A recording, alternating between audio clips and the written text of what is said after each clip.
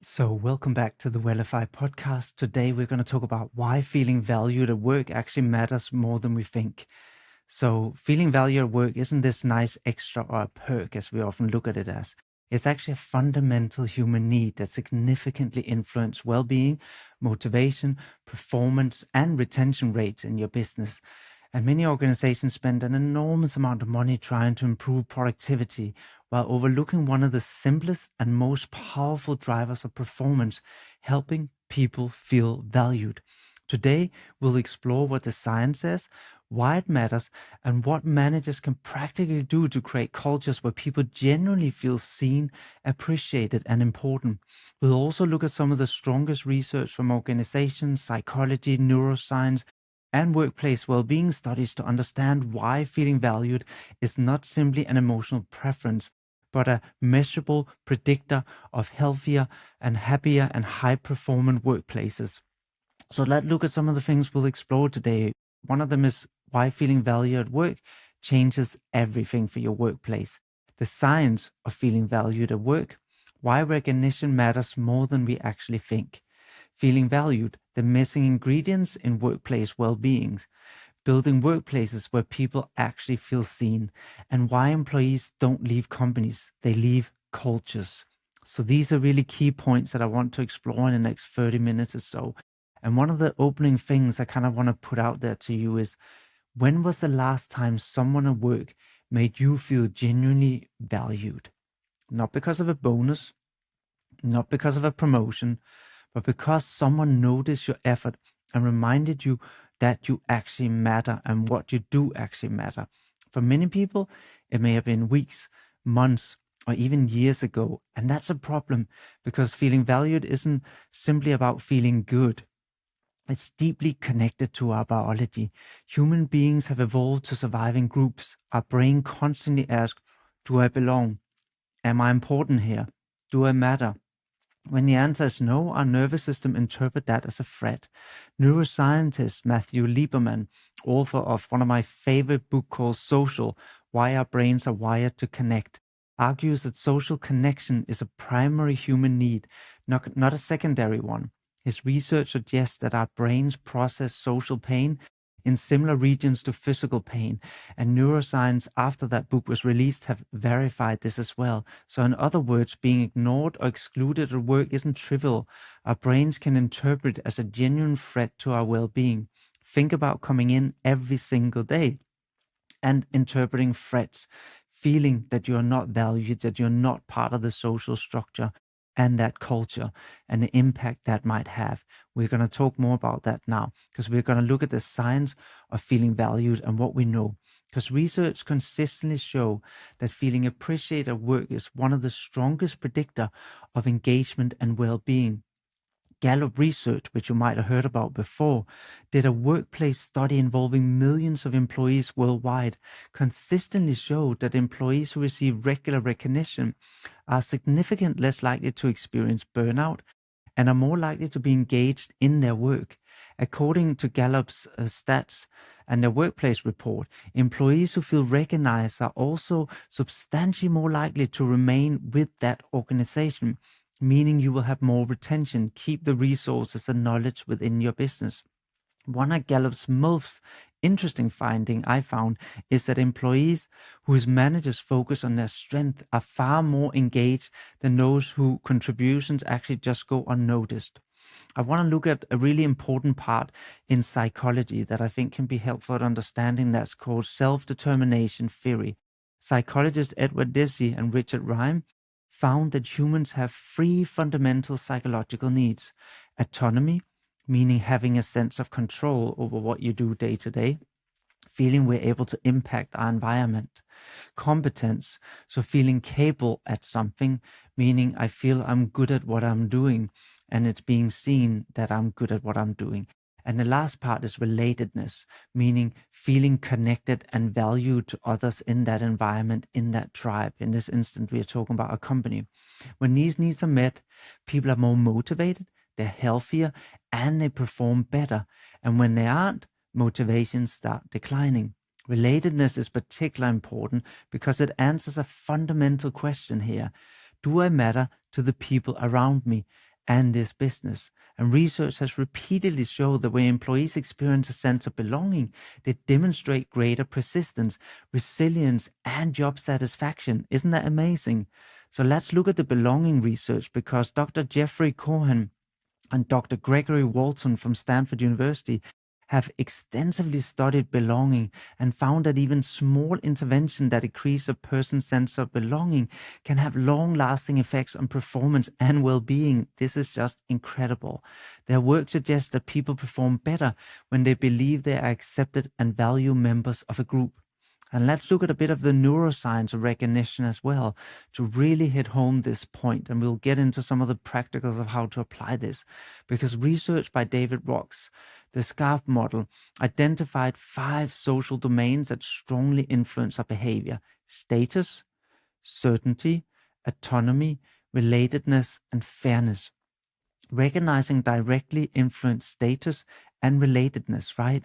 When somebody acknowledges our contributions, our brain interprets it as a reward rather than a threat. This can reduce stress response, increase the feeling of safety and motivation. So let's look at why feeling unvalued is so harmful, because I think that's equally important to understand why we should implement these interventions. Because many people don't leave because of a salary. They leave because they slowly stop feeling important. Feeling invisible can create a sense of disengagement, increase stress, emotional exhaustion, reduce motivation, lower creativity, higher turnover. Imagine spending 40 hours every week feeling like your contributions doesn't matter over months and years. That takes a toll. Let's look at some of the research, because the American Psychology Association has repeatedly reported that workplace stress is strongly associated with poor mental health outcome and abstinence, and also reduced productivity. So feeling unsupported or unappreciated can become a chronic stress factor. When people repeatedly experience this, they may begin to emotionally withdraw from their work, which is a defense strategy. It isn't laziness. It's simply a way of protecting their own organism and their sense of self. So let's look at just an imaginary example here. Imagine 2 employees, both earn the same salary, both have similar workloads, both have worked hard on a challenging project. But employee A, let's just call them that for here, hear this: thanks for stepping up during the project. The way you organized everyone and kept communication flowing really made a difference. Several people mentioned how much easier you made their job, while employee B hears nothing. Weeks pass, another project arrives. Employee might think, my effort matters here, while employee B thinks, why bother going above and beyond or do overtime? These small experiences accumulate. One employee becomes increasingly invested, the other gradually disengaged. Can you see the difference here just in this little example? Let's look at another one to hit home the point here. Imagine a nurse finishing a difficult shift. Her manager says, I know today was incredibly demanding. I noticed how patient you were with that anxiety that family was experiencing. You made a difficult situation much easier for them. That interaction takes maybe 20, 30 seconds, but and reinforce a sense of purpose and appreciation. It reminds somebody why their work actually matters and why their effort mattered. Those moments can become protective factors against burnout, especially in stressful environments, but in general. So let's look at why managers matter more than we think, or should I say, what managers do matter more than we think. People often say people lead managers, not companies. While it's not always true, managers have an enormous influence on well-being. Research from Gallup again suggests managers account for up to 70% of the variation in team engagement. 70%. Yeah, not salary, managers. They shape psychological safety, team culture, stress levels, motivation, connectedness, and a sense of belonging or non-sense of belonging. And research by Professor Amy Edmondson at Harvard University Business School has shown that psychological safety is one of the strongest predictor of effective teams. Psychological safety means people feel safe to ask questions, admit mistakes, share ideas, challenge assumptions, speak honestly. All these are something that I was quite familiar with growing up in Denmark, but noticed after I moved to the UK that they are often not present. People are far more likely to contribute when believed they won't be embarrassed, ignored, or punished. The question no longer becomes, how do we motivate employees? The question is, how do we create environments where people naturally feel motivated? Here's an example. Again, imagine two managers. Manager one, only speak to employees when something goes wrong or has to be done. Feedback sounds like, you missed the deadline. Can you fix this? We need to improve performance. Manager two, regularly say, I notice how you handle that difficult customer. Thank you for supporting your colleague today. What obstacles are getting in your way? Is there anything I can do to help you? The workload might be identical, but the emotional experience of work in these two places with these two different managers is completely different. One environment will create anxiety and drain you. The other creates trust and safety and care and makes the employee feel valued. Over time, trust becomes a competitive advantage in companies. So let's look at some practical things that managers can do. Now we know that they account for up to 70% of the motivation factor in a team. Number one, start teaching yourself to notice specific contribution. Avoid these generic good job. It doesn't land. Instead say, I noticed how calm you stayed during that difficult meeting. It helped the whole team remain focused. It's specific, therefore much more likely to land. Or the way you explained that complex issue made it much easier for everyone else to understand. Specific appreciation feels more authentic. Again, research from Gallup, you can see I have a thing for Gallup research, suggests the recognition is most effective when it's timely, meaning don't leave it too long. Then it doesn't have the same effect if the project or what happened, the positive thing, is 6 months ago. Keep it timely. Say it as soon as you can after you observed it. Personalize it. Yeah, make it about them specific and a specific example and connect it to a person's actual contribution. Number two, show genuine interest in people. I know it sounds so simple, but it often doesn't happen in most workplaces. Spend 2 minutes asking, how are you today? How was your weekend? How are things outside work? People don't want managers to be therapists, and that's not what we're asking of you here. They simply want to feel human and that they actually matter and are an important part of that environment. So again, let's look at an example. Instead of immediately opening a one-to-one meeting with, let's discuss your target, try, how are things going for you at the moment? What's been energizing you recently? What's been really challenging?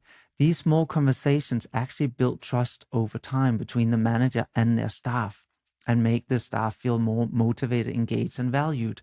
So let's look at another example here of what you can do. Connect their work to a bigger purpose. People need to understand who benefit from my work beyond just coming in here for money. And a question a manager can ask is, who did we help this week? What positive impact did we actually create? How did your work improve someone's life? Purpose fuels motivation. Researcher by Adam Grant at the Wharton School found that employees who directly saw the impact of their work on others demonstrate increased persistence and performance. People work harder when they can see the human outcome of their effort. Yeah. Again, let's look at an example. So instead of saying, we processed 500 customer requests this week, say, we helped 500 people solve problems that were causing them stress. The tasks now become more meaningful. And then again, go back to making them feel appreciated for something specific they contributed to making these 500 people feel less stress. Number four, celebrate small wins. Don't wait for the big annual reviews. Celebrate little things like teamwork done well, kindness you notice, effort that might have produced results or not, but effort nonetheless, like they stayed half an hour later to finish something. Learning new things that you can see they're implementing, how they might be supporting each other. These are things that so often go unnoticed. People do a little overtime, don't get a thank you, don't get a recognition for it, get nothing. Eventually that will wear them out and lose motivation. Things that people who step in and support their colleagues, something you really want in your team, but over time they're going to stop doing these behaviors if there's no positive reinforcement. Yeah. So small moments is what create a positive culture of appreciation and care, not some big yearly bonus alone. Research by Teresa Ambili and Stephen Cramner in the process principle found that making progress is meaningful work is one of the strongest driver of positive emotion and motivation. Even small achievement matters. So again, let's look at an example. Rather than waiting 6 months to acknowledge success, just say, yesterday we solved an issue that been frustrating customers for weeks. That's worth celebrating. So again, make time to celebrate these little accomplishments instead of waiting for big reviews. It's these daily little appreciation. Even if you think about a romantic relationship, this is similar. It's a little daily appreciations of noticing the positive impact the other person have on our life, on our company, on our team, that drives motivation and fills it back up again to do more. So let's look at the next one. Create rituals of appreciation, because it's so easy to forget in the busyness of life. Every Friday, ask, what is one thing someone on this team did this week that deserves recognition? Ask everyone that, and then make sure people know this might take 5 minutes, but the impact compounds over years. And some other ideas could be starting meetings with a little gratitude round, where everybody says something they grateful for towards someone else in the team. It also incentivizes people who help and support others, and make sure that that gets recognized. Share weekly wins, yeah, not just achievements, but also little wins that has happened along the way, and create maybe a peer recognition board where people can put up when somebody did something that was really supportive or helpful for them, or that was really valuable, and encourage colleagues to nominate each other. Consistency matters more than big gestures. Next one, protect people's energy. Feeling value isn't only about praise, it's also about protecting well-being. Managers can encourage lunch breaks, that people actually take their holidays, that they have some focus time, that maybe they have walking meetings, that they can have flexible working hours, or that they get time to recharge. People feel valued when organizations protect their health. Research from the World Health Organization identified burnout as an occupational phenomenon linked to chronic workplace stress that has not been successfully managed. This is a problem almost globally. Protecting energy isn't a luxury, it's prevention, right? And they have even said that. Let's look at the next one, a long-term business benefits, which again is more of a business case to put forward now to decision makers, because when people feel valued, organizations often see higher engagement, better retention, lower burnout, greater innovation, stronger relationship, and better collaboration. Who doesn't want that in their business? And research from Deloitte studies on belonging suggest organizations with strong cultures of inclusion and belonging often experience higher level of performance and employee commitment. Not really that surprising, right? The irony is that organizations often spend thousands on different well-being initiative apps while overlooking everyday human connection and appreciation. Sometimes the most powerful intervention is also the simplest. So help people feel seen and acknowledged, because culture isn't built around annual conferences. It's really just built in thousands of tiny interactions every single day, week, month, and year. So I want to leave you with some questions here, both for people who are employees that you can reflect on, and also for leaders in organization. Let's start with employees. When do you feel most valued at work? Maybe it's not at all, but that's also something to reflect on. What helps you feel appreciated? How do you like to be appreciated? And what is currently missing from your day to day in feeling that you are valued in your workplace? Here are some questions for the leaders that are in charge that you can maybe reflect on, because I think it's also important that you can come back to your employees and have something to take away from this podcast. So ask yourself, who haven't you acknowledged recently? Is there somebody in your organization that is showing up every single day and you haven't really recognized them at all, the little things they do? Are there a lot of things that you're missing every day of how different people might be helping and letting go of their own work to support others? And when was the last time that you thanked somebody specifically? And last one, do people actually leave work feeling energized or invisible? Maybe check in with them, maybe ask them. That will tell you a lot about whether you are achieving this or not. So let's look at some of the key takeaway from the podcast today. Feeling valued is a fundamental human need, not a luxury. Recognition improves well-being, engagement, and retention. Small moments of appreciation compound over time. Managers have enormous influence. over workplace well-being, up to 70% according to research. And people thrive when they feel seen, appreciated, and connected. Great workplaces aren't built through perks, they're built through everyday human interaction. So, as we close, just imagine spending 40 hours every week somewhere you didn't feel valued. A lot of the listeners might already be in that place now. How long would you want to stay? And how much more could you give if you felt appreciated rather than not? Now imagine the opposite. Imagine a workplace where people regularly feel seen, appreciated, and important. That isn't just good for well-being. It might be one of the smartest business investment that you can make. So I hope you enjoyed this podcast as a quick start overview of the importance of appreciating our employees on a consistent basis, making it specific, making it frequent, and start noticing new things you might not even have noticed were happening in the workplace because you were too busy. Managing people is making them feel safe, supported, and valued to perform at their best. That's what a good manager should be able to do. This is all for the Wellify podcast, and I look forward to seeing you in the next episode. I hope you enjoyed this podcast. To support us, subscribe, leave a comment, and share the content with other people so we can continue to grow and create more free content for you.